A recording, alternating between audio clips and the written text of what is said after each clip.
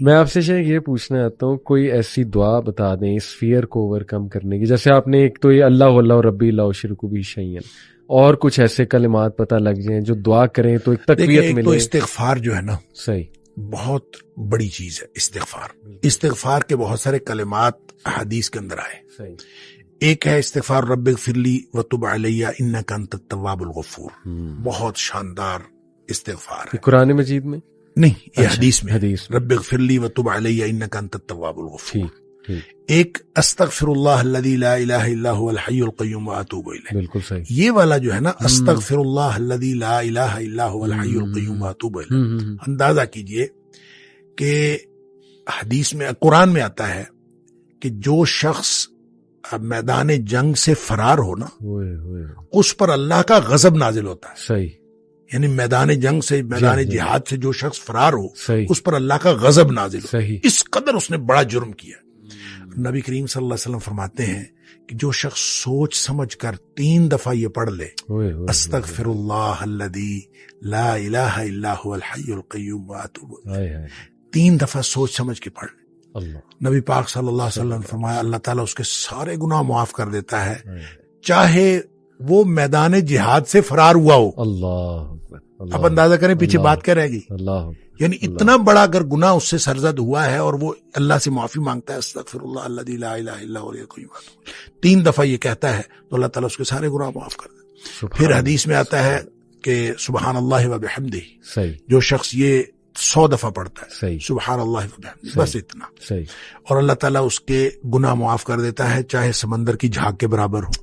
یعنی جتنے بھی گناہ ہیں اللہ تعالیٰ معاف کر دیتا ہے. تو یہ اسی طرح جو اللہم اجرنی من النار ہے، یہ 7 دفعہ اگر کوئی شخص صبح کے وقت پڑھ لے، 7 دفعہ شام کے وقت پڑھ لے، اگر اس دن میں اور اس رات میں اس کی موت آ جائے، اللہ تعالیٰ جنت عطا فرما دے گا. پھر سید الاستغفار ہے، یہ تو میں سمجھتا ہوں شارٹ کٹس ہیں.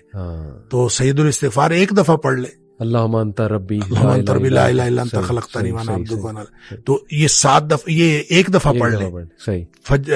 دن کے کسی ایک حصے میں پڑھ لے، اس دن فوت ہو گیا تو انشاءاللہ جنت میں چلا جائے گا. رات کے کسی ایک حصے میں 1 دفعہ پڑھ لے تو اس رات فوت ہو گیا تو جنت میں چلا جائے گا. تو گویا صبح شام کے یہ اذکار میں یہ تو شارٹ کٹس ہیں کہ اگر انسان یہ پڑھ لے تو انشاءاللہ وہ جنت میں جائے گا. باقی جو انسان کو یہ خیالات آتے ہیں نا، سائیکولوجیکلی انسان کو ریگریٹ ختم نہیں ہوتا، یا گلٹ ختم نہیں ہوتا، یا آپ کہہ لیجئے کہ اس کے وسوسے ختم نہیں ہوتے، تو اس کے لیے ایک علاج نبی کریم صلی اللہ علیہ وسلم نے بتایا، وہ ہے لا حول ولا قوت الا باللہ. بس اتنا. صحیح. اور اس کو اگر 100 دفعہ کوئی شخص پڑھ لے، لا حول ولا قوت الا باللہ. صحیح. لیکن پڑھنا کیسے ہے؟ پڑھنا اس طرح نہیں ہے کہ آپ بس پڑھتے جائیں. یہ ہے کیا؟ لا حول ولا قوت الا باللہ اصل میں کیا ہے؟ حول کا معنی بھی قوت ہے اور قوت کا معنی بھی قوت ہے. لا حول ولا قوت، یوں کہہ لیجئے نہ کوئی اجتماعی طاقت، نہ کوئی انفرادی طاقت، الا باللہ، سوائے اللہ کے.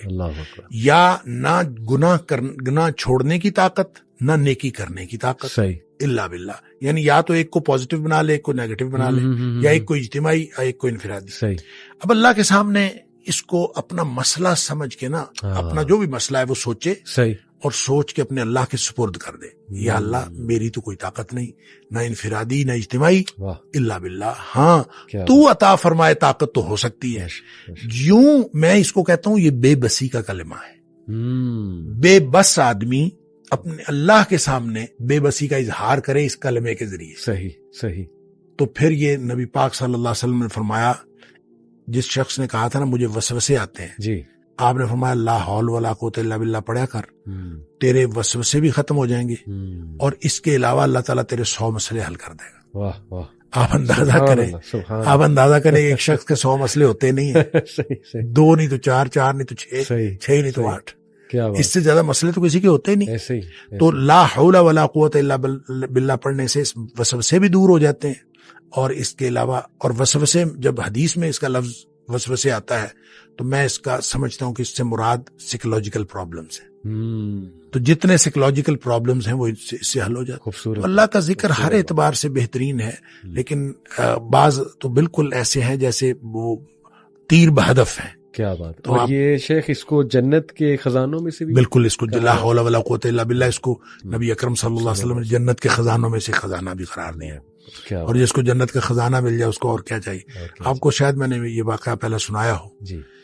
میرے والد صاحب رحمۃ اللہ علیہ بہت زیادہ ذکر کیا کرتے تھے جوانی میں. صحیح. اور ہماری دادی بھی بتایا کرتی تھی کہ یہ محی الدین بڑا ذکر کیا کرتا تھا. تو اس کے مختلف وہ جنگل میں چلے جاتے تھے، بعض اوقات اپنا ان کا تو طریقہ کار تھا. والد صاحب نے خود مجھے یہ واقعہ بتایا. وہ کہتے ہیں کہ مجھے ایک دفعہ یہ حدیث نظر سے گزری کہ جنت کے خزانوں میں سے خزانہ ہے لا حول ولا قوت الا باللہ. تو کہتے ہیں میں نے اس کے بعد باقی سارا ذکر جو ہے کم کر دیا. اچھا. تو سب سے زیادہ اسی کو پڑھا لا حول ولا قوت. کہتے میں نے یہ سوچا کہ جس کو جنت کا خزانہ مل جائے اس کو اور کیا چاہیے. تو کہتے میں نے صبح و شام کثرت کے ساتھ لا حول ولا قوت الا باللہ بس یہی پڑھا.